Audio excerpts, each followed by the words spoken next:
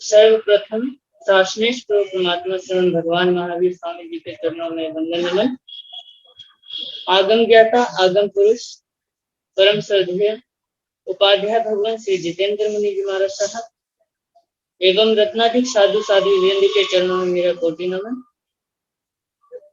आगम वाचना के माध्यम से हम नित प्रतिदिन गुरुदेव के मुखारविंद से जिनवाणी का रसपान कर रहे हैं और गुरुदेव के प्रति अपनी कृतज्ञता हम किन शब्दों में व्यक्त करें कि गुरुदेव अपने अमूल्य समय में से समय निकालकर हमें जिनवाणी का दान दे रहे हैं। तो आज गुरुदेव हमें आगम वाचना का लाभ दें।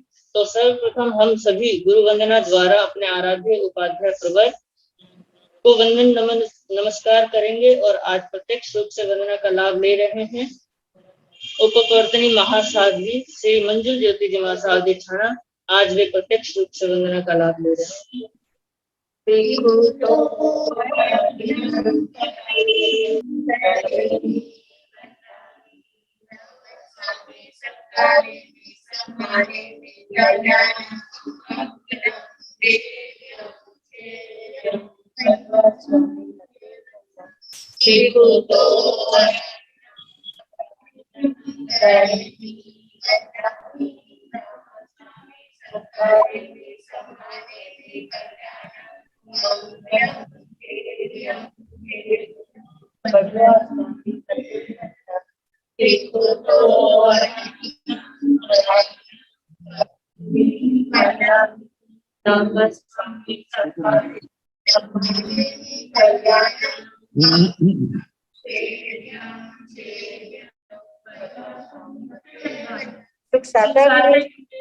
आप सबके सुख साता है। हाँ जी, मंजुल ज्योति। हम प्रतिदिन उपाध्याय प्रवर की आगम ज्ञान गंगा के अंदर गोते लगाते रहे। इस निर्विघ्नता के लिए साधु साधु वृंद द्वारा प्रतिदिन तपश्चर्या चल रही है और आज जिनकी तपश्चर्या है उनके नाम है दिव्य साधिका श्री रश्मि जी महाराज के शिष्या डॉक्टर शिव प्रज्ञा जी, महासाध्वी श्री जगदीशमती जी महाराज के शिष्या दिव्य साधिका उपवर्तनी महासाध्वी श्री रमेश कुमारी जी महाराज, प्रवचन भास्कर महासाध्वी श्री संतोष कुमारी जी महाराज, तरुण तपस्विनी महासाध्वी श्री समा जी महाराज, नेपाल गौरव डॉक्टर पूजा ज्योति जी महाराज साहब की शिष्या साध्वी पूनम ज्योति जी महाराज साहब आज व्रत है और साध्वी श्री करुणा जी महाराज उपाध्याय प्रवर अनुयोग प्रवर्तक पूज्य श्री कन्हैया लाल जी महाराज साहब कमल के सुशिष्य तपो के श्री श्री संजय मुनि जी महाराज साहब इनका उपवास है और साध्वी श्री जय ज्योति जी महाराज परम पूजनीय महासती जी श्री राम कुंवर जी महाराज साहब की सुशिष्या महासाध्वी श्री ज्ञान प्रभा जी सरल महाराज साहब को आज आएंगे तप। इस तरह आज हमारे साधु वृंद द्वारा तपश्चर्या चल रही है। तपश्चर्या करने वाले सभी साधु साध्वी वृंद के चरणों में मैं बहुत बहुत अपेक्षा करता हूँ, उनकी तपस्या की अनुमोदना भी करता हूँ। अब मैं गुरुदेव आगम ज्ञाता आगम पुरुष उपाध्याय प्रवर आगम ज्ञान दाता श्री जितेंद्र मुनि जी महाराज साहब से करबद्ध अनुरोध करता हूँ कि हे गुरुदेव अपनी ज्ञान गंगा में हमें गोते लगाने का अवसर प्रदान करें। पूज्य उपाध्याय भगवान श्री जितेंद्र मुनि जी महाराज।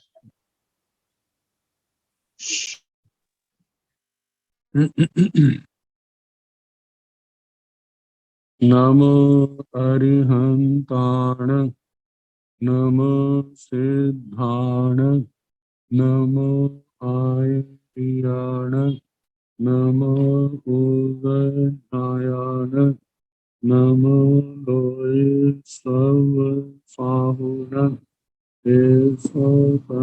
नमो कारो सब पावनो मंगलानंत संदेश परमं हवै मंगलम।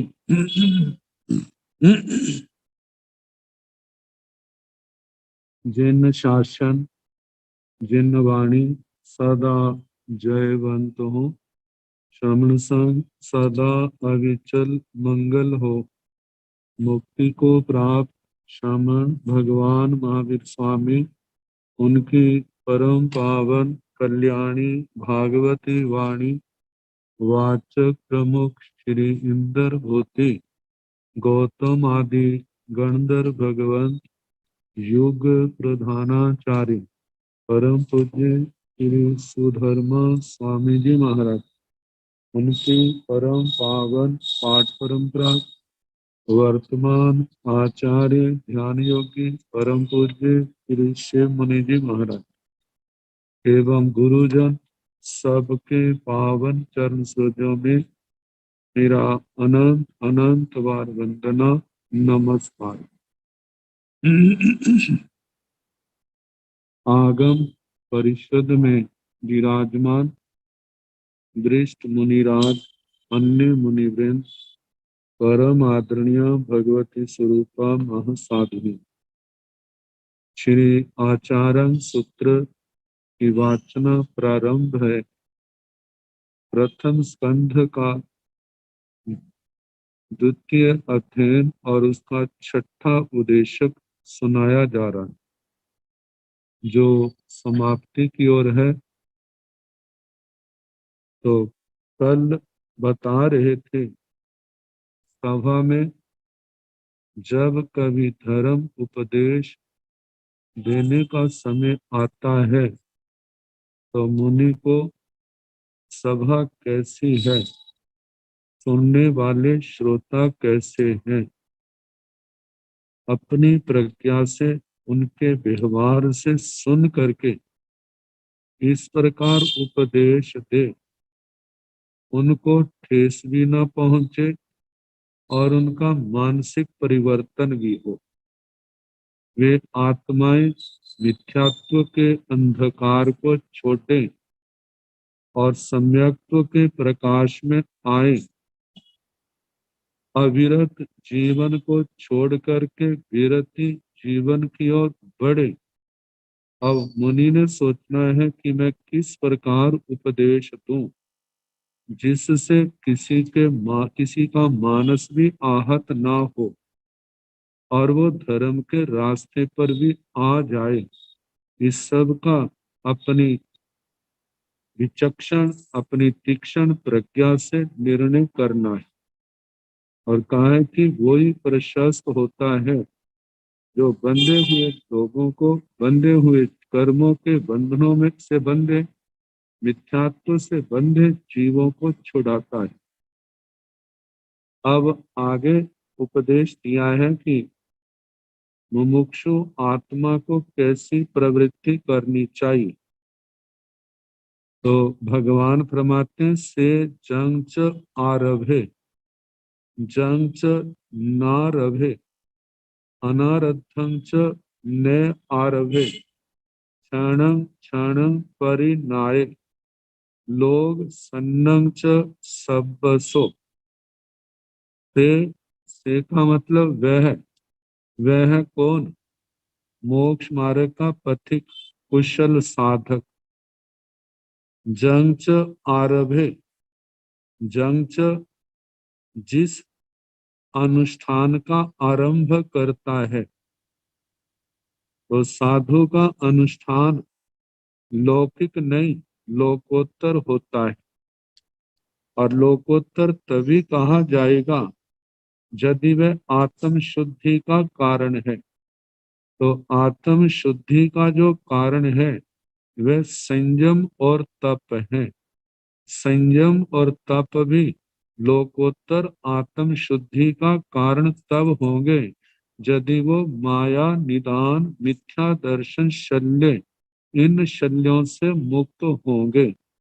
तो कहा है कि कर्मों के क्षय करने के लिए जिस संयम के अनुष्ठान का, संयम तप की आराधना का जो साधक ने आरंभ किया है, इस अनुष्ठान का पालन, इस अनुष्ठान की आराधना प्रारंभ की है। जंच न आरभे, ये तो जिसका अनुष्ठान, जिसका आराधन पालन करना है उसकी बात कही कि संयम तप का इसका अनुष्ठान, इसका आचरण प्रारंभ करे। और जो नहीं करना, जंच न आरभे, जिनको प्रारंभ नहीं करना, वे कौन से हैं? वे मिथ्यात्व, अविरति, प्रमाद, कषाय और अशुभ योग, जो कर्म बंध का कारण है, संसार परिभ्रमण का कारण है, कहा कि वह कुशल साधक ना रहे, वह इनका आरंभ नहीं करता, इनका आचरण अनुष्ठान नहीं करता, मतलब कि संयम तप की आराधना करता है। यदि हम देखें सम्यक्त्व, विरति, अप्रमाद, अकषाय और धर्म योग, इनकी आराधना करता है। मिथ्यात्व, अविरति, प्रमाद, कषाय और अधर्म योग, इनका आराधन पालन नहीं करता। आगे बताया है अनारब्धं च न आरभे, अनारब्धं अनारब्धम। अनारब्धम का मतलब जो प्रारंभ नहीं किया है, किन्होंने? कुशल पुरुषों ने, हमारे उन पूर्वजों ने, जिनका संयम तप का अनुष्ठान पूर्ण रूप से निर्दोष था, या अरिहंत परमात्मा, केवली भगवान, श्रुत केवली भगवान, चार ज्ञान तीन ज्ञान के धारक, वे महासत्व मुनिराज, जिन्होंने जिन क्रियाओं का आरंभ नहीं किया, जिन आचरणों को अपने जीवन में स्थान नहीं दिया, वे स्थान कौन से हैं? कहा जाता है वे है मिथ्यात्व आदि, इनका उन्होंने कभी भी आरंभ नहीं किया। तो तो तो उस उन क्रियाओं का जे मुमुक्षु आत्मा भी आरंभ ना करे। अनारब्धं च न आरभे, मतलब के पूर्वे केवली आदि भी, महापुरुषे जद न आचरितं तं न आरभेत, पूर्व के अरिहंत परमात्मा, केवली भगवान, श्रुत केवली भगवान, गीतार्थ मुनिराज, गीतार्थ महासाध्वियां, जिन्होंने जिन क्रियाओं का कभी आचरण नहीं किया, उनके द्वारा जो अनाचरण है उनका आचरण ना करे। जीवन में है तो उनका उन दोषों को, उनका परित्याग करने की भावना रखे और उनका जितना जल्दी हो सकता है उन दोषों को छोड़े। आगे क्षणं क्षणं परिणाय, क्षणं क्षणं, इसका क्षणं क्षणं छाया की है, तो क्षणु धातु जो है वो हिंसा अर्थ में आती है। तो कहा जाता है क्षणं क्षणं, जिन जिन क्रियाओं के द्वारा, जिन जिन कारणों से द्वारा जीवों के प्राणों का वध होता है, जीवों की विराधना होती है, कहा कि उनका परित्याग करके, परिणाय, परिणाय का मतलब यह प्रज्ञा से जान करके, और प्रत्याख्यान प्रज्ञा से उसका प्रत्याख्यान करे उन कारणों का। और लोग सन्नंच सब्बसो, सब्बसो का मतलब सब प्रकार से, लोग सन्नंग जो संज्ञाएं हैं, लोग संज्ञाएं, तो इनमें आहार आदि जो संज्ञाएं हैं उनका साधक परित्याग करे। सब्बसो मतलब तीन कर्ण तीन योग से जब इनका परित्याग करेगा तो आत्मा अपने आप धर्म ध्यान आत्म समाधि की ओर बढ़ेगा, वो मार्ग उसका खुलेगा। और यदि इन संज्ञाओं के अधीन रहता है, इन लालसाओं के अधीन रहता है, तो उस आत्म समाधि की ओर देखा जाए या धर्म ध्यान और आदि की ओर देखा जाए, जो कर्मों की निर्जरा महानिर्जरा का कारण है, उस ओर कदम नहीं बढ़ेंगे।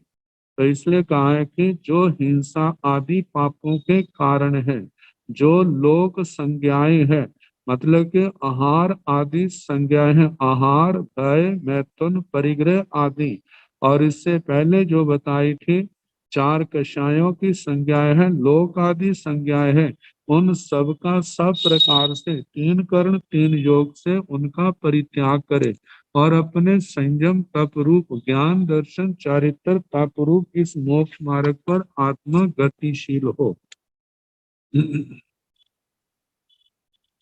आगे बताया है उद्देश्यो पासगस नथी वाले पूर्ण नीहे काम समनुन्ने असमय दुखे दुखी दुखान मेव आवटं अणु परियट्टई तीवेमि। उद्देश्यो पासगस नथी, पासगस जो यथार्थ दृष्टा है, जिसकी प्रज्ञा इतनी निर्मल हो गई है, जो अतिशय ज्ञानी हो गया है, मानो अतिशय अत्यंत प्रबुद्ध व्यक्ति जो है, जो स्वयं उन मार्ग को छोड़ करके सन्मार्ग पर चल रहा है, अपने जीवन के एक एक क्षण को संयम तप की आराधना के द्वारा, धर्म ध्यान की आराधना के द्वारा सफल कर रहा है। कहा कि ऐसे साधक को उपदेश देने की, उपदेश की आवश्यकता नहीं होती, क्योंकि वह तो स्वयं प्रबुद्ध है, स्वयं धर्म में स्थिर है, दूसरों को स्थिर करने वाला है। तो ऐसे साधकों के लिए, ऐसी उत्तम आत्माओं के लिए उपदेश की जरूरत नहीं होती। आगे बताया है, बाले पूर्ण नीहे, बाले जो अज्ञानी है, पूर्ण का मतलब पुण्य, फिर नीह, वह नीह स्नेह करने वाला, स्नेह करने, स्नेह का मतलब संसार के पदार्थों में, संसार के लोगों से स्नेह रखने वाला। कहा एक स्नेह, स्नेह में अंतर होता है। एक तो स्नेह ये है कि जिनसे लगाव रखने से अपना या दूसरे का ज्ञान दर्शन चारित्र तप निर्मल होते हैं, श्रद्धा निर्मल होती है, ज्ञान में वृद्धि होती है, चारित्र में वृद्धि होती है, चारित्र निर्मल होता है, तपस्या में उत्साह बढ़ता है। कहा ऐसे लोगों से लगाव को, कहा कि उसको अप्रशस्त नहीं कहा जे ठीक है, अंत अंत में तो ये सब कुछ छोड़ना है, लेकिन प्रथम तो प्रशस्त है। लेकिन जिनका संग करने से आत्मा का पतन हो, समय जो है व्यर्थ में जाए, कर्म निर्जना, संवर निर्जना के स्थान पर वहां पर बंद होता है, तो कहा है ऐसे संसार के लोगों से स्नेह नहीं करना। और दूसरी बात, संसार के पदार्थों से जो इंद्रियों के विषय है, उनसे भी स्नेह नहीं करना। और जिन व्यक्तियों का संग, जिसका जिसका परिणाम अंततः दुखद है, संसार परिभ्रमण का कारण है, सुप्त विकृतियों को जगाने वाला है, ऐसे व्यक्तियों से भी स्नेह नहीं करना। लेकिन जो करता है, भगवान के इन वचनों की उपेक्षा करते हुए इन इन स्थानों में जो स्नेह करते हैं, काम समन उन्ने, काम भोगों की समनुज्ञा देने वाले, काम भोगों की अनुमोदना करने वाले, काम भोगों की अभिलाषा करने वाले, असमीय दुखे, ऐसे लोग कैसे होते हैं? असमीय दुखे, अशमित दुख है। अशमित दुख है का मतलब जिनके दुख शांत नहीं हुए हैं। क्योंकि कहा जाता है जब जब तक आत्मा में संयम तप की सम्यक आराधना नहीं आती, जे भाव रूप से नहीं आते, तब तक उसके कर्म कैसे शांत होंगे? क्योंकि वह तो अभी अपथ्य असंयम का सेवन कर रहा है। जो पथ्य संयम है, जो औषध रूप में तपस्या है, उसका सम्यक प्रकार से सेवन नहीं कर रहा। जब नहीं कर रहा तो उसके दुख कैसे समाप्त होंगे, उनके कर्म कैसे कटेंगे, उनकी आत्मा कैसे निर्मल होगी? तो कहा है जो संसारी व्यक्तियों के प्रति, संसार के पदार्थों के प्रति स्नेह रखने वाला है, आत्मा के प्रति स्नेह नहीं है, आत्मा की ओर ध्यान नहीं है, अपने ज्ञान दर्शन चरित्र के प्रति ध्यान नहीं है, मैं शास्त्र स्वाध्याय करूं, मैं तपस्या करूं, मैं गुरुजनों की सेवा करूं, इनकी ओर ध्यान नहीं है, और संसार के लोगों की ओर ध्यान है, तो ऐसे व्यक्ति के दुख शांत कैसे होंगे? और जो काम भोगों की अनुज्ञा, काम भोगों की अनुमोदना करने वाला, काम भोगों की चाहना करने वाला है, उसके दुख कैसे शांत होंगे? क्योंकि जो परहेज नहीं करता है, ऐसे व्यक्ति का रोग कैसे शांत होगा? असमीय दुख है। तो कहा ऐसे लोग कैसे हैं? उनके दुख शांत नहीं है, दुखी, और वो दुखों के कारण से दुखी है। जब दुखी है तो इसका मतलब क्या है कि एक शरीर के अंदर वेदना तो है, लेकिन आत्मा धर्म ध्यान के अंदर है। ऐसा उन्हीं के होता है जो 18 पापों से ध्यान हटा करके शास्त्र स्वाध्याय में, गुरुजनों की सेवा में, व्यावृत्ति में, अपने तपस्या के अंदर जिनका ध्यान लगा है, उन्हीं लोगों के ऐसा होता है कि चाहे शरीर में दुख है, रोग है, लेकिन आत्मा के अंदर आरत ध्यान नहीं है, आत्मा के अंदर कोई क्लेश भाव नहीं है। सोचते हैं ये हमारे पूर्व जन्म के कर्मों का उदय है, हम शांति से भोगेंगे, ये नष्ट हो जाएगा। कहा जे रोग आदि नहीं भी नष्ट होते हैं, लेकिन जब शरीर शांत होगा तो उसके साथ ही ये रोग भी क्या होंगे, नष्ट हो जाएंगे। और इन रोगों को यथार्थ रूप से जिनके अंदर क्षमता इतनी नहीं है, तो वो निर्दोष औषधि आदि का सेवन करके शारीरिक रोग को शांत करते हैं, लेकिन शांत होने के बाद वे आराम से नहीं बैठते, वो सोचते हैं जो हमें समय मिला है हम संयम तप स्वाध्याय आदि जो संवर निर्जरा का कारण है उन क्रियाओं को ज्यादा से ज्यादा करें। तो कहा जाता है ऐसे व्यक्तियों के जीवन में कोई आदि व्याधि होगी तो उसका उनकी आत्मा के ऊपर प्रभाव नहीं पड़ता। तो वो शरीर की दृष्टि से दुखी होते हुए आत्मा की दृष्टि से दुखी नहीं है, वो आत्म समाधि के भाव में भ्रमण कर रहे हैं। तो कहा है कि लेकिन जो ऐसे नहीं है, जो संयम तप में जिनका ध्यान नहीं है, संसार के सुखों को भोगने में जिनका ध्यान है, ऐसे व्यक्ति क्या है, दुखी। ऐसे व्यक्ति दुखी है, मतलब आर ध्यान रौद्र ध्यान के अधीन है। यदि कोई वस्तु है नष्ट हो जाती है तो वो आर ध्यान के कारणों के कारण से वह क्या होता है, विचलित होता है, दुखी होता है। और कितनी बार कषायों के आवेश में आकर के कैसे कैसे अशुभ कर्मों का उपार्जन कर लेता है।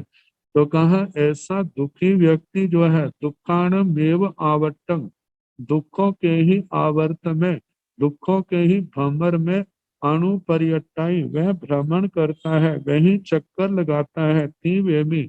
इस प्रकार आचार्य श्री सुधर्मा स्वामी जी महाराज फरमाते हैं, हे आयुष्मान जम्बू, इस उद्देश्य का और इसके साथ इस अध्ययन का जैसा मैंने अर्थ भगवान से सुना वह मैंने आपको सुनाया। तो तीवेमी इति ब्रवीमी, इस प्रकार मैं कहता हूँ। तो इस प्रकार इस अध्ययन के अंदर जहाँ पर सबसे पहले प्रारंभ किया था, जे गुण से मूल ठाने, जो गुण है वे संसार का मूल है।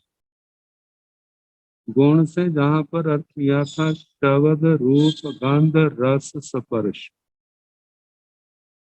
और इन पांचों इंद्रियों के विषयों के अंदर अधीन हो करके कैसे संसार के संबंधों में जीव आसक्त होता है, जे मेरा जे मेरा जे मेरा, और इन संसार के संबंधों से प्रभावित हो करके कितना आरंभ समारंभ, कितने बड़े बड़े पाप कर्म करता है। सोचता है कि ये मेरा जीवन अच्छा है, लेकिन आगे बढ़ते बढ़ते जब आशानुरूप किसी दुख वृद्धावस्था में, किसी रोग आदि दशा में परिवार से जब सहयोग नहीं मिलता तो उसका मन जो है टूट जाता है। मन टूटने के कारण से वह परिवार के दोष देखने लगता है, परिवार उसके दोषों को देखता है, एक दूसरे की निंदा करते हैं। तो कहा है कि इस प्रकार शब्द रूप गंध रस स्पर्श और इसके साथ क्रोध मान माया लोभ, ये काम आदि जितने दोष हैं, इनके अंदर जीव कैसे फंसता है, कैसे नाना प्रकार के पाप कर्म करता है। तो भगवान ने फरमाया है कि इन पापों का अंतिम परिणाम कितना दुखदाई होता है, कितने प्रकार के रोग शोक आदि उसके जीवन में आते हैं। तो इन सब व्याधियों को दूर करने का जो मार्ग है वो यही है, इन विषयों से विरक्त हो, इन कषायों को क्षय करे, और विषयों से विरक्त होकर के क्षायों को कषायों को खत्म करने का, समाप्त करने का रास्ता जो है वो यही है, ज्ञान दर्शन चरित्र तप की आत्मा आराधना करे।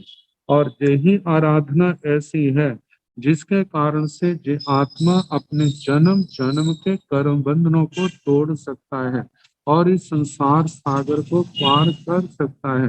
तो इसलिए कहा जाता है कि लोक विजय, लोक के ऊपर विजय तभी होगी जब ये आत्मा अपनी इंद्रियों के ऊपर विजय प्राप्त करेगा, अपने मन के ऊपर विजय प्राप्त करेगा, लेकिन ये विजय ऐसे नहीं होगी। आत्मा के अंदर सम्यक ज्ञान का प्रकाश भी करना होगा और उसके पश्चात अरिहंत देव निर्ग्रंथ गुरु केवली प्ररूपित धर्म इनके प्रति भी अपनी पूर्ण आस्था रखनी होगी। और इनके वचनों के अनुसार जब आत्मा इस मोक्ष मार्ग पर चलेगा तो उसका कर्मों के बंधनों से मुक्त होना निश्चित है।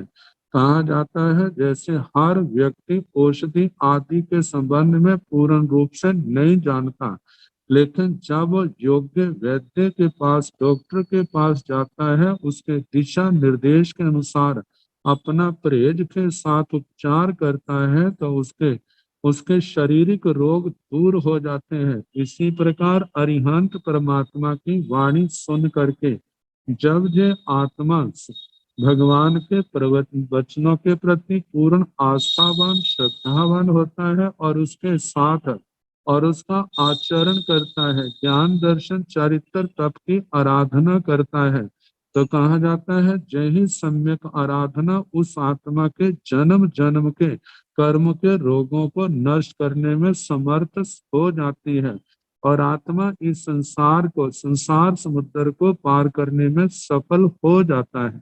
तो इसलिए कहा कि हम अपने ज्ञान को निर्मल करें, श्रद्धा को निर्मल करें और इन इंद्रियों के विषयों के प्रति जो आसक्ति है उसका परित्याग करके चारित्र की सम्यक आराधना करते हुए 12 प्रकार के तप की आराधना करते हुए समस्त कर्मों को क्षय करके हम इस संसार को पार करें। अब इसके आगे तीसरा अध्ययन शीतोष्णी। प्रथम अध्ययन में ये जीव कर्म बंद कैसे करते हैं, 6 काया के जीवों की विराधना करते और 6 काया के जीवों के वध को कर्म बंद का कारण समझ करके जो उनका परित्याग कर देते हैं कहा जाता है कि वे परिज्ञात कर्म मुनि है। तो प्रथम अध्ययन शस्त्र प्रज्ञा और दूसरा अध्ययन लोक विजय। ये लोक भाव लोक इंद्रियों के विषय और कषाय इनके इनके ऊपर विजय पाना। कैसे विजय पाई जाती है तो उसके लिए तो ये है कि जैसे आया था ना आ रईंग आउटे से मेहाबी कानन से मुक्के रईंग आ उठने जो अरत संयम के प्रति जब कभी मोह के उदय से अरति मोहनी के उदय से संयम के प्रति उत्साहहीनता आती है, अनुत्साह पैदा होता है, संयम के असंयम के प्रति रति भाव आता है, लेकिन आत्मा अपने ज्ञान विज्ञान से अपने विवेक से इस रति अरति भाव को नष्ट करता है। इससे इस ओर अपना ध्यान नहीं देता, अपने मन के अनुसार नहीं, अपने भगवान और अपने गुरुओं को भगवान की वाणी को आगे रख करके चलता है। कहा जाता है ऐसी आत्मा मेधावी है जो अपने मन को मन को प्रधान ना करके अपने भगवान अपने गुरुओं की बात को आगे रखा है। मैंने अपने मन के अनुसार नहीं चलना, मैंने गुरुओं के मन के अनुसार, गुरुओं की आत्मा के अनुसार, भगवान के उपदेश के अनुसार चलना है। कहा जाता है मन के अनुसार तो ये आत्मा अनादि काल से चलती रही है, इसी कारण ये आत्मा संसार से निकल नहीं सकी। जब ये आत्मा मोक्ष मार्ग के पथी ज्ञानी गुरुजनों की आज्ञा के अनुसार, भगवान की आज्ञा के अनुसार अपना जीवन चलाता है तो इसका कुछ ही जन्मों में इस संसार से किनारा हो जाता है, संसार को पार कर जाता है। तो इसलिए कहा जाता है इनमें निगंथम पावेण पूरव पाव विहरंती।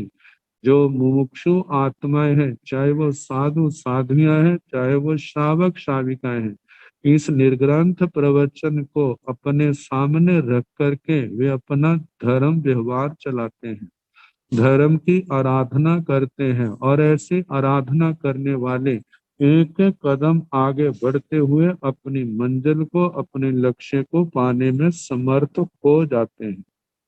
तो इस प्रकार दूसरा जो अध्ययन था लोक विजय, अब तीसरा अध्ययन है शीतोष्णी।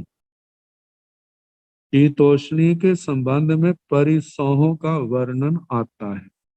कहा कि परिसह देखा जाए तो जो संख्या में 22 है, तो ये 22 परिसहों में इनको 2 श्रेणियों में बांट दिया जाता है। कहा जाता है एक तो जैसे कहा जाता है शीत है, और एक जो दूसरी श्रेणी है वह उष्ण है। जो परिसह है, जो परिस्थितियां पहले तो साता रूप में आती हैं, लेकिन उनका परिणाम अनंत दुखदाई होता है। ऐसी साता रूप में आने वाली परिस्थितियों से अपनी आत्मा को प्रभावित नहीं होने देना। और ये परिस्थितियां शीत ठंडी है, इन शब्दों से कही जाती है। तो इसमें कहा जाता है पुरुष साधक है तो उसके लिए स्त्री परिसय और सत्कार पुरस्कार परिसय ये शीत परिसय है। यदि इस मोक्ष मार्ग की पथिक बहने हैं तो उनके लिए पुरुष की दृष्टि से आने वाला परिसय और सत्कार पुरस्कार परिसय जो है ये शीत रूप है। और इसके अतिरिक्त क्षुधा तृषा आदि जो 20 परिसय हैं वे असाता वेदना के रूप में आते हैं, तो इसलिए कहा जाता है ये क्या है, उष्ण रूप है। तो इस प्रकार वर्गीकरण किया है। और इसके अलावा और भी परम पूज्य आचार्य श्री आत्माराम जी महाराज ने पूर्व टीकाओं का आधार लेकर के इनका विशेष वर्णन किया है। तो उन्होंने कहा है कि शीतोष्णी का अर्थ है ठंडा और गर्म। तो परंतु इसके अतिरिक्त नियुक्तिकार ने इसका आध्यात्मिक अर्थ करते हुए बताया है। पहला बताया है परिसह। परिसह का मतलब सहना, कष्टों को सहना, अनुकूल प्रतिकूल परिस्थितियां साधु साध्वी के जीवन में आती हैं। और ये केवल साधु साध्वी के जीवन में ही आती है ऐसा नहीं, जो श्रावक श्राविकाएं हैं उनके जीवन में भी ऐसी कितनी परिस्थितियां आ जाती हैं। कह सकते हैं उनके जीवन में कैसे परिस्थितियां आ जाती हैं जो जो उन्होंने अपने जीवन में आत्मा के उत्थान के लिए चाहे सम्यक्तों का व्रत लिया है, दूसरे अणुव्रत गुण व्रत शिक्षा व्रत लिए हैं, उनका पालन करते हुए उनके जीवन में कई बार ऐसी परिस्थितियां आ जाती हैं जो उनको अपने मार्ग से भटकाने का प्रयास करती हैं। तो कहा उन सब को उन्होंने सहन करना है। जो सहन करते हैं तो वो पार हो जाते हैं, उनका जीवन सफल हो जाता है। जो नहीं सहन करते, अपने स्वीकृत स्वीकार किए हुए व्रत से च्यवित हो जाते हैं, भ्रष्ट हो जाते हैं, तो वो विराधक श्रेणी में आते हैं।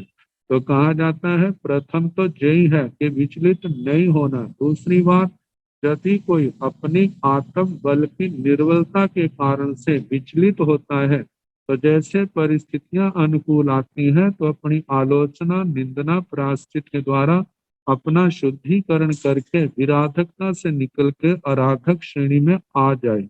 तो बताया है परिसय कष्ट सेना, प्रमाद, उपशम, विरति और सुख, इनको शीत शब्द से कहा है। परिसह तप उद्यम कषाय शोक वेद काम अभिलाषा अरति और दुख जे उष्ण है। कहा कि परिसय जो है दोनों शब्दों में आया है, दोनों श्रेणियों में आया है, शीत में भी उष्ण में भी। तो कहा जाता है जो स्त्री परिसय है, सत्कार पुरस्कार परिसय जिनको शीत कहा है, इनकी अपेक्षा से परिसय शीत है। और दूसरे जो 20 परिसय है उनकी अपेक्षा से उष्ण परिसय है। तो इसलिए इस परिसय सब शब्द को दोनों श्रेणियों में ग्रहण किया है। और दूसरी बात कही है एक विचारणा जय में है कि तीव्र परिणामी उष्ण और मंद परिणामी जो है शीत है। जब कोई परिसय सामान्य रूप से आता है तो उसको कहा जाता है जो शीत है।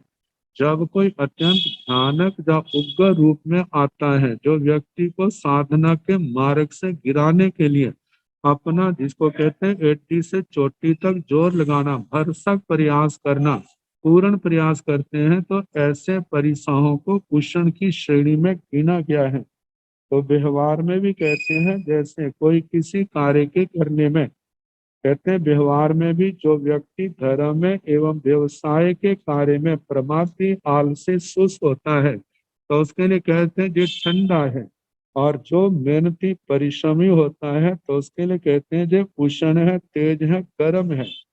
जब कोई व्यक्ति आवेश में होता है तो झट कह दिया जाता है जो क्रोध में चल रहा है। अतः जिस व्यक्ति के क्रोध आदि उपशांत हो गए हैं उसको कहते हैं जो शीतल प्रकृति का है, जो उपशांत है। तो कहा है कि जो परिसर मन के अनुकूल हो उन्हें शीत कहा जाता है, और जो प्रतिकूल हो उनको उष्ण कहा जाता है।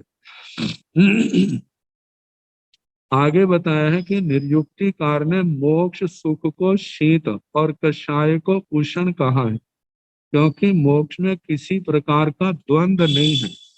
वहां पर जैसे चक्की के पाटों में लोगों को पीसना पड़ता है, उस अनाज को पीसना पड़ता है, और संसार की ऐसी द्वंद्वात्मक स्थितियों में व्यक्ति को परेशान होना पड़ता है। तो कहा है कि मोक्ष में किसी प्रकार का द्वंद्व नहीं, वहां एकांत सुख है। और कषायों में तपन है, दुख है, द्वंद्व है, इसलिए निर्वाण सुख शीत है और कषाय उष्ण है। तो इसका मतलब सुख शीत रूप है, शीत है, और दुख उष्ण रूप है। तो बताया है कि प्रस्तुत अध्ययन में इसी आभ्यंतर और बाह्य शीतोष्ण का विचार किया गया है, क्योंकि श्रवण शीत उष्ण जा अनुकूल प्रतिकूल स्पर्श सुख दुख कषाय परिसह वेद काम वासना और शोक आदि के उपस्थित होने पर उन्हें सहन करता है, और समभावपूर्वक तप संयम की साधना में संलग्न रहता है, तब वह अपनी साधना में सदा सजग रहता है।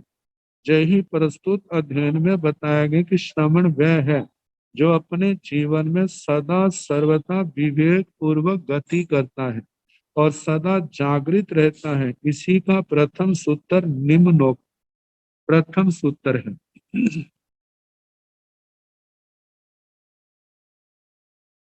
सुत्ता अमुनि सया मुनिनो जागरंती। सुत्ता अमुनि, जिसको अविदा वाला शाब्दिक अर्थ कहते हैं, जो सोया है वह मुनि नहीं, और जो मुनि है सया जागरंती, वे सदा जागृत रहते हैं। जो सोया है वह मुनि नहीं है, और जो मुनि है वो सोता नहीं, वह सदा जागृत रहता है।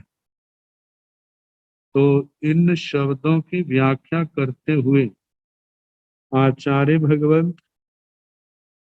इन्होंने जो बताया है कि नींद दो प्रकार की है। एक द्रव्य नींद है, दूसरी जो है भाव नींद। द्रव्य नींद का संबंध शरीर के विश्राम से है, और भाव नींद जो है उसको देखा जाए तो वो तो प्रमाद रूप है,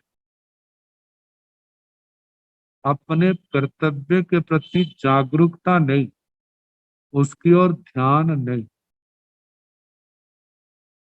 तो कहा जाता है शरीर निरोग रहे, इसलिए समय समय पर द्रव्य निद्रा का उपयोग किया जाता है, द्रव्य नींद ली जाती। शरीर स्वस्थ रहे तो परिमित उस नींद का सेवन करके, लेकिन उसमें भी कहा जाता है वो नींद जो है जिस शरीर के द्वारा इतना काम किया, अब शरीर निढाल हो रहा है, कार्य करने में सक्षम नहीं है, तो जैसे शरीर को चलाने के लिए भोजन दिया जाता है, इसी प्रकार शरीर में नई स्फूर्ति लाने के लिए कुछ समय के लिए विश्राम, शरीर को विश्राम दिया जाता है। जब इस शारीरिक विश्राम ले लेते हैं और उसके बाद शरीर हल्का फुल्का, आत्मा हल्के फुल्के अपने आप को महसूस करती है और 2 गुना ज्यादा उत्साह के साथ अपने स्वाध्याय में, सेवा में, ध्यान में, तपस्या में लीन हो जाती है। तो ये तो रोज का क्रम ऐसे है। जैसे कहा जाता है शरीर को भोजन दिया जाता है, जैसे मशीनरी को भी विश्राम दिया जाता है, इसी प्रकार इस शरीर को भी विश्राम दिया जाता है ताकि हमारी साधना जो है निर्विघ्न चलती रहे। यदि ये विश्राम नहीं दिया जाता है, आत्मा का दर्शनावरणी कर्म जिसके कारण से नींद आती है, ताकि वो हल्का नहीं है, तो ये नींद का नहीं आना या नींद को नहीं आने देना, ये भी आगे तनाव रोगों का कारण बन जाता है। हमारे शरीर में, हमारे जीवन में जो निर्विघ्नता रहे, इसलिए द्रव्य नींद का साधक अपनी मर्यादा के अनुसार लेता है तो उसको बुरा नहीं कहा, लेकिन जब मर्यादा से भी ज्यादा नींद बढ़ा लेते हैं तो वो सारा प्रमाद में और साधना में कमी का कारण बनता है। साधना में जितना नींद में समय ज्यादा जाएगा और उतनी ही साधना में कमी आएगी। हमने जो ज्ञान दर्शन चारित्र तप की निर्दोष आराधना करनी है, उसके अंदर भी कमी आएगी। तो बताया है कि जहां द्रव्य नींद से इतना संबंध नहीं जितना भाव नींद से है। कि सुत्ता अमुनि जो मोह निद्रा में सोया हुआ है, जो अपने ज्ञान दर्शन चारित्र तप की आराधना में जिसका ध्यान नहीं है, लेकिन खाने में, पीने में, ऐशो आराम में, इंद्रियों के विषयों में, कषायों के अंदर, राग द्वेष के अंदर जिनका चित्त लगा हुआ है, ताकि ऐसे व्यक्ति सोए हुए, ऐसे चाहे द्रव्य नींद से जागृत भी क्यों ना हो, तो ऐसे व्यक्तियों के लिए कहा सुत्ता।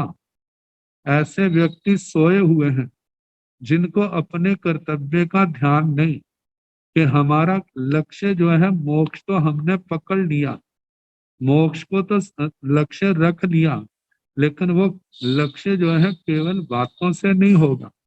वह लक्ष्य की सिद्धि जो है ज्ञान दर्शन चारित्र तप पे जो अंतक साधना है, उससे क्या होगा, हमारे संबर और निर्जरा होगी, आने वाले कर्म रुकेंगे और पुराने कर्म कटेंगे। जितना हम ज्यादा करेंगे अपने लक्ष्य को पाने में, उतना जल्दी सफल होंगे। तो कहा जाता है जो इसके प्रति प्रमत्त है, अप्रमत्त नहीं, उपेक्षा करने वाले हैं, केवल संसार की बातों में जिनका ध्यान है, आत्मा की ओर, संयम तप की ओर, इस मोक्ष मार्ग की ओर जिनका ध्यान नहीं है, ऐसे लोग द्रव्य से जागते हुए भी क्या है, सोए हुए हैं। जो सोए हैं वो तो सोए हैं ही, लेकिन जो जागते हैं वो भी क्या है, सोए हुए हैं। लेकिन जो आत्माएं अपने लक्ष्य के प्रति, अपनी साधना के प्रति हर समय जागरूक है, सावधान है, अपने एक एक क्षण को धर्म ध्यान की आराधना के द्वारा, संयम तप की आराधना के द्वारा, अपने गुरुजनों की देख रेख में वो क्या है, अपने संयम तप की निर्दोष आराधना कर रहे हैं। ताकि ऐसे साधक शारीरिक विश्राम के लिए यदि वो नींद में भी है, तो भी कहा वो सोए हुए भी जागते तो जागते हैं ही, लेकिन वो सोए हुए भी क्या है, जागते के समान है। क्योंकि सोए सोए भी उनका ध्यान जो है अपनी आत्मा की ओर है, अपने शास्त्र स्वाध्याय की ओर है, अपने वृत्ति आदि साधना की ओर है, कि मेरा मेरा एक एक क्षण जो है कर संबर और कर्मों की निर्जरा में जाना चाहिए। मेरा समय, मेरे जीवन का अनमोल एक एक क्षण जो है व्यर्थ में, प्रमाद में ना जाए, इस बात का वो सदा ध्यान रखते हैं। तो कहा जाता है ऐसे जागरूक साधक जो है वो क्या है, जो सदा ऐसे जागते हैं, उनको मुनि का रूप कहा है, कि वे साक्षात क्या है, वे मुनि रूप मुनि है। तो जहां पर कहा है कि जो प्रमाद में रहने वाले अपने लक्ष्य के प्रति जो प्रवाह नहीं रखते, जिनको बेप्रवाह कहते हैं, प्रमत्त है, उपेक्षा करने वाले, अपने लक्ष्य के प्रति संयम तप का ध्यान नहीं रखते, जिनका समय जो है विकथाओं में जा रहा है, इंद्रियों के विषयों में जा रहा है, ऐसे जागते हुए भी सोए हुए हैं। और ऐसे व्यक्ति जो है उनको मुनि नहीं कहा जा सकता।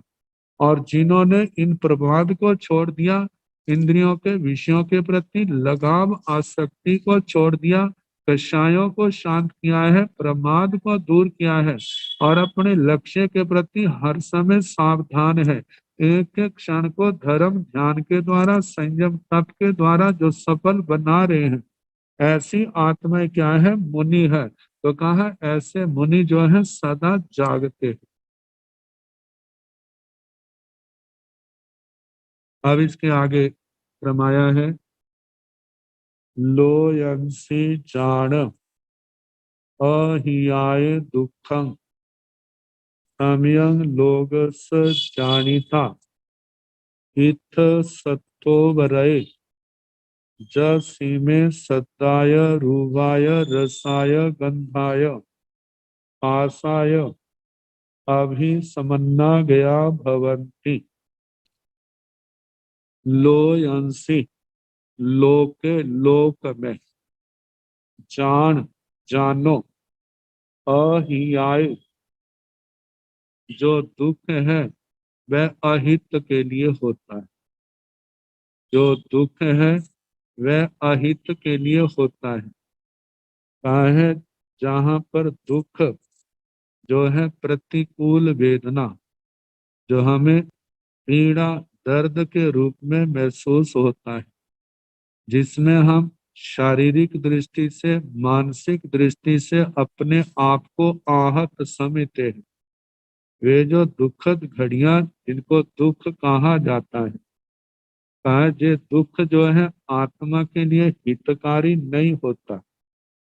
तो जहां पर दुख शब्द का सामान्य अर्थ तो असाता है, लेकिन देखा जाए तो इस दुख का कारण वह क्या है, जिसके संबंध में कहा जाता है कि अज्ञान, दुख का हेतु अज्ञान है, जो आत्मा को अच्छा नहीं लगता, आत्मा के लिए हितकर नहीं है, अहितकर है। कि पहले अज्ञान, मोह, और इस मोह के कारण से आत्मा की नाना प्रकार की परिस्थितियां, जिनमें संयमहीनता है, कहा कि असंयम, अविरति और अनियंत्रित जीवन, असंयमित जीवन, ये सारे के सारे कारण क्या है? ये दुख के कारण है।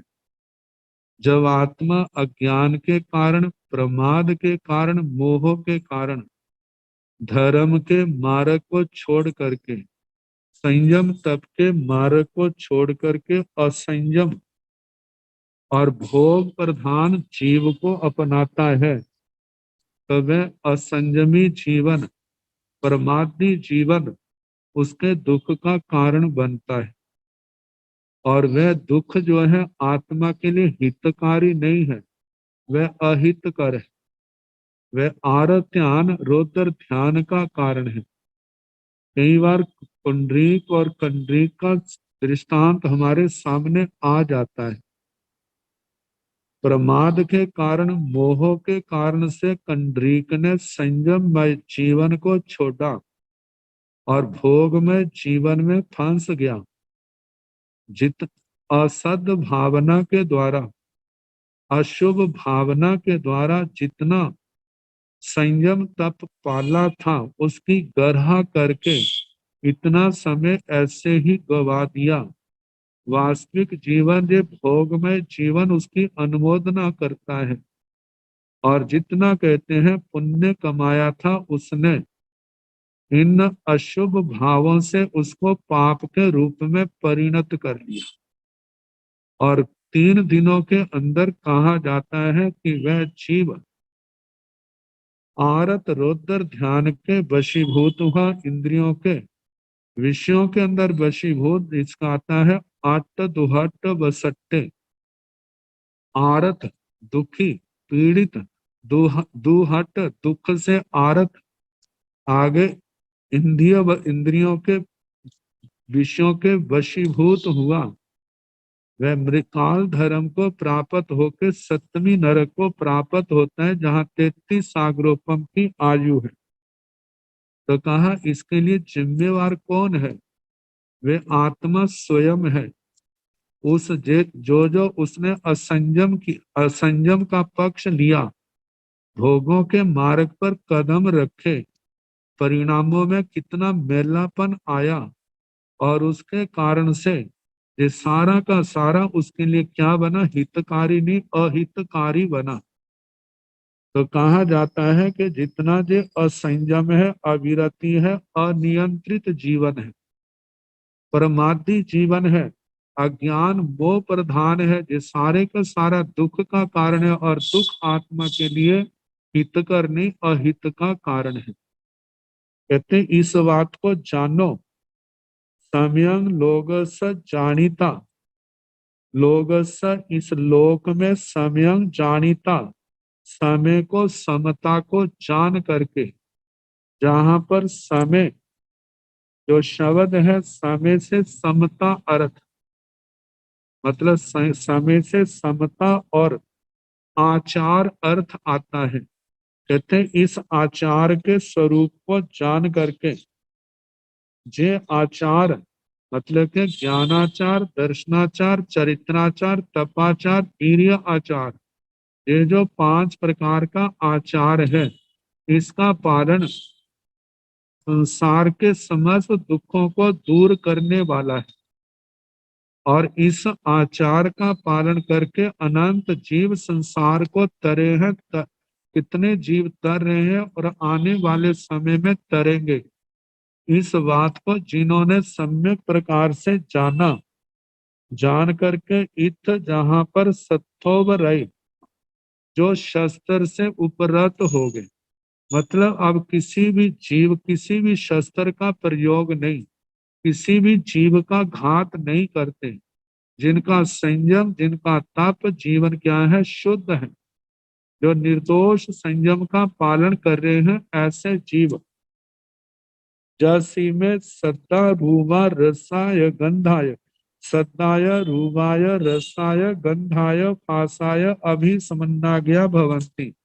जस इमे जिस आत्मा के, मतलब जिस मुनि के, जे सद्दाय शब्द, रूवाय रूप, रसाय रस, गंधाय गंध, आसाय स्पर्श, यह समुच्चय सबको ग्रहण किया है, अभिसमन्नाज्ञा, अभिसमन्नाज्ञा अभिसमन्वागत होते हैं, अभिसमन्वागत होते हैं। इत्थ फिर उसके बाद मतलब इनके पांचों इंद्रियों के विषयों को जिन्होंने अच्छी तरह जान लिया कि ये पांचों इंद्रियों के विषय क्या है? राग और द्वेष के हेतु हैं। हमें इन इंद्रियों के विषयों से प्रभावित नहीं होना, ऐसा विचार, ऐसा जिन्होंने समझ लिया है, और ऐसा समझने के बाद इत्थ सत्थोवरय, इस लोक में वो शस्त्र से उपरत हो जाते हैं। हमें इन इंद्रियों के विषयों की आवश्यकता नहीं है, हमें इनके अंदर नहीं उलझना है, हमें उस आचार का पालन करना है जिस आचार का पालन करके अनंत जीव संसार को तर गए हैं।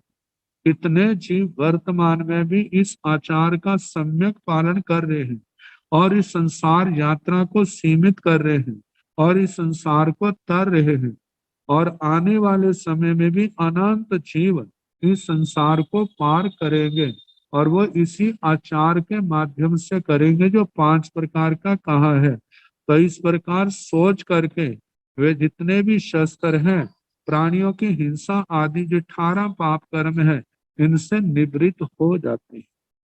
अब इसके आगे कहा जाएगा कि देखा जाए जो ऐसा मुमुक्षु पुरुष है, वो ही क्या है? आत्मवान है, आत्मवादी है, आत्मा में स्थित है, ज्ञानी है। तो ये जो बातें आएंगी कल जैसे समय होगा सुनाने का प्रयास किया जाए। नमो अरिहंताण, नमो सिंहाण, नमो आर्याण, नमो वेधायाण, नमो लोकेशु साहुणेशु पंच नमो तारो सब पावकणसणो मंगलानंत संवेशिं परम हवै मंगलम्